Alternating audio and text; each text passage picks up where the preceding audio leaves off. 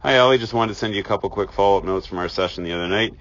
Some things we've definitely heard before, and some of the ideas might be a little bit new. So let's get started here. So as we take the club back, some of the things we've heard before is the importance of that straight left arm.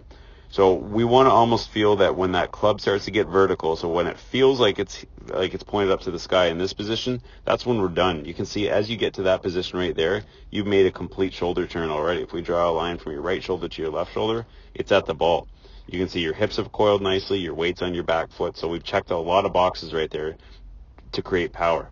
We don't really need much more than this. We'll see now, even though we made a concentrated effort to keep this one short, that right there is a very nice full swing. We've just got a little bit more shoulder turn, even more hip turn, and the weight's still nicely balanced on your back foot. We don't need anything extra than that. If this is where we end up with your lead elbow, I'd be okay with that. I struggle with it myself, but if we can keep that elbow bend at a minimum, we're in a really good place to set ourselves up for success. What we talked about with the lower half is at address, you want to pay attention to the flex that you have in both cheeks, right? So we want to maintain that posture for a little bit longer. As we start to work into our backswing, you're going to feel that tension moves into the right cheek, and that's telling you that your weight's transferring properly onto the back foot and you're getting loaded up.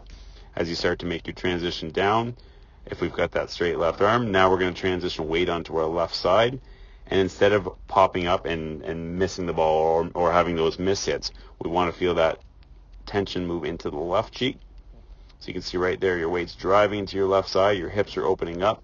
But the one good thing that's happened here, nope, not a circle, a line. If we draw a line here, or even better, one that hits just the top of your head, we compare that to where you were at your takeaway. There's not a big difference there. That's the highest point that our head reaches.